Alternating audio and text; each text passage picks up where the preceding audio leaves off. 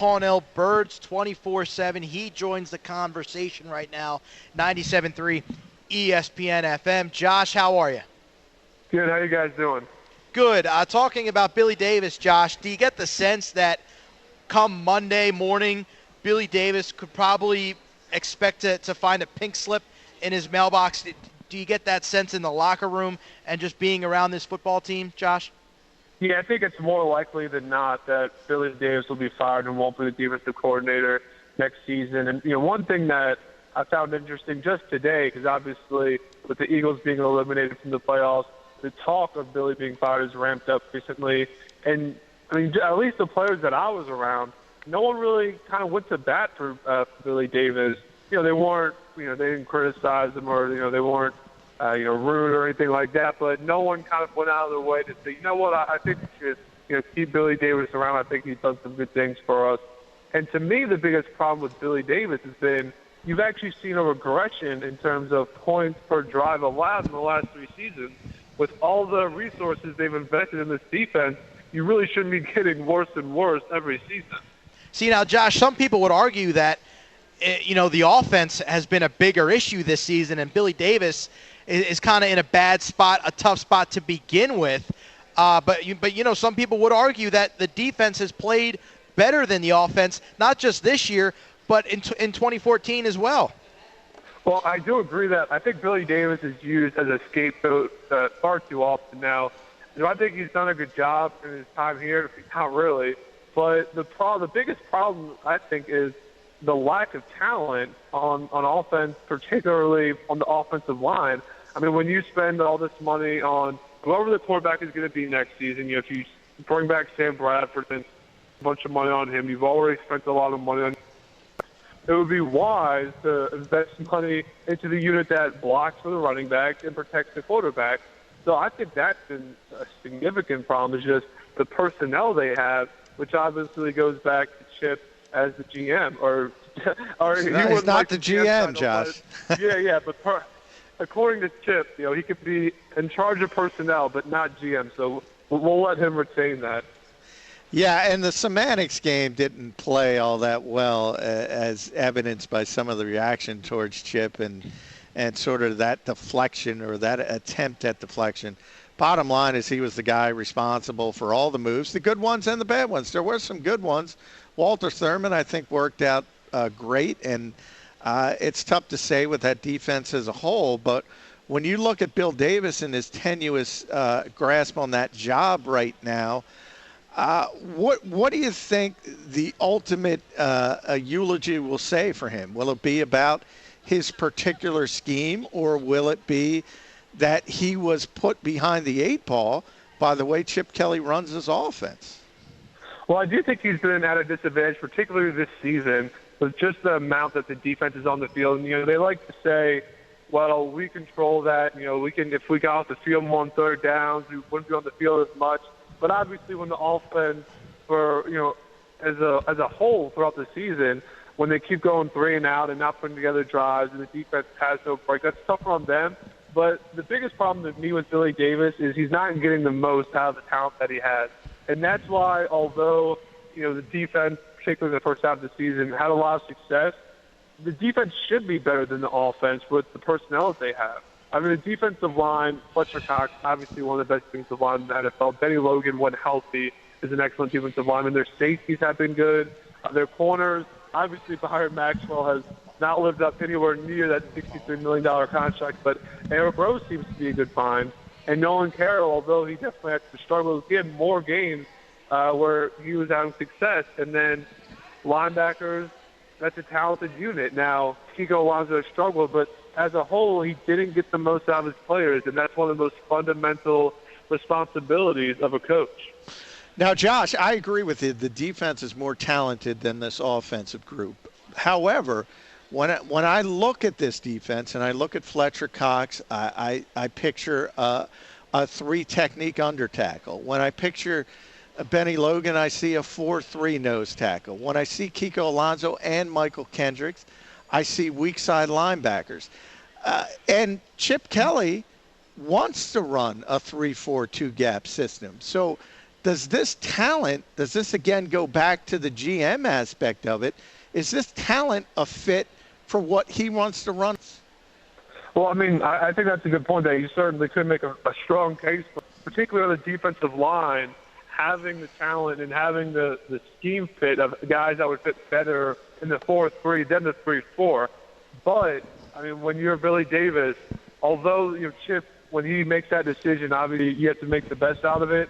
He just hasn't done as well as he needs to. Now, you could argue that, okay, maybe Billy Davis had to say maybe he would want to do a 4-3 instead of a 3-4. But the problem is, even when you aren't dealt good hands, you still have to make the most of it. So I agree, though, that it does go back to Chip. I mean, all signs and all roads go back to Chip, GM. Going back to what we were saying about Billy Davis being the scapegoat a little too often. Has he been as good as you'd like? No, but at the end of the day, everything is under Chip's umbrella, and that's what he asked for in the offseason. Yeah, Josh, and a guy like Vinny Curry, he hits free agency this offseason. He's going to walk. He's going to go to a 4-3, and he's going to excel in that scheme just because, he's suited best for that type of scheme. But I wanted to ask you about the exchange yesterday between Kelly and you guys, the reporters, about Sam Bradford and the philosophy of, I guess, the organization or Chip Kelly. Who knows with that guy sometimes. But the philosophy of just, no contracts during the season. We'll wait until the offseason. Of course, the downfall of that, and you guys pressed them on this, is, Jared, you do not want to get into a bidding war with other teams over a guy like Sam Bradford. What did you make of the exchange yesterday between Kelly and you guys, Josh? Well, I thought it was interesting because, his point was that the organization's philosophy is that, we don't negotiate contracts at all during the season. Doesn't matter who it is or what the situation is, it's never going to happen. And, he was very adamant about this, and we said, okay, so why is it that way? And he said, well, that's how it was explained to me. So I thought it was a little ironic with all the power that Chip wanted and ended up getting in the offseason, that was his answer, was not, okay, let me explain why this is a good idea. This is just how it was explained to me. So I think that with Sam Bradford, it's fine because you really needed to see what would come out of him. But when you have a guy like Fletcher Cox or someone that you want to keep here long term, obviously the longer you wait and the more accolades you let Fletcher Cox pile up, the more expensive you're going to be. So with Sam Bradford, I don't have a problem with it, but as a philosophy as a whole, there are definitely some holes in it. Talking with Josh Paunil, does a great job covering the Eagles for Birds 24/7, with my buddy Tim McManus, by the way. Josh, going forward with Sam Bradford, my estimation has been, a lot of people say Chip has succeeded with mobile quarterbacks, both at Oregon and here, and non-mobile quarterbacks. So he can certainly do it with both, and he has done it with both. But if you look at his offense as a whole, it looks like a lot is left on the table when you don't have those zone read looks consistently creating the spacing. So is it, the prudent move to say we're going to move forward with Sam Bradford when there is at least a possibility that other quarterbacks, whether it be Colin Kaepernick, RG3, even Johnny Manziel, could be available when free agency starts? Oh, I definitely agree that when this offense is at its best and with how Chip designs it, when you have a quarterback, he doesn't even have to run the ball, 10 times a game. Just if you can pull it 2 or 3 times and just have the threat, that's big help. And that was one thing that I know Eagles fans aren't, big fans of Mark Sanchez, but that was one thing in his first game replacing Sam Bradford when he got that concussion. That was one thing I noticed that helped the run game was, Mark Sanchez pulled the ball once and ran it, and then so the defense had to respect that. Now, obviously, they went on to get blown out. Didn't really matter much, but the problem is those mobile quarterbacks who can also throw and do what you want from the pocket are very difficult to find. So I think it would be a big gamble and an unwise gamble to let Bradford walk and try to bank on Colin Kaepernick or RG3 while they are mobile. You aren't really sure if they'll give you what you need from the pocket, and obviously that's the essential part of being a quarterback. Josh Paunil, Birds 24/7 on the line right now, 97.3 ESPN FM. Last one here for you, Josh. Sunday's game against the Giants. I know Chip Kelly says no, but do you expect guys like Najee Goode to get more playing time? Maybe some guys on the offensive line to get more playing time. I'm not asking for Thad Lewis here. Do you expect guys like Najee Goode to get extended playing time on Sunday?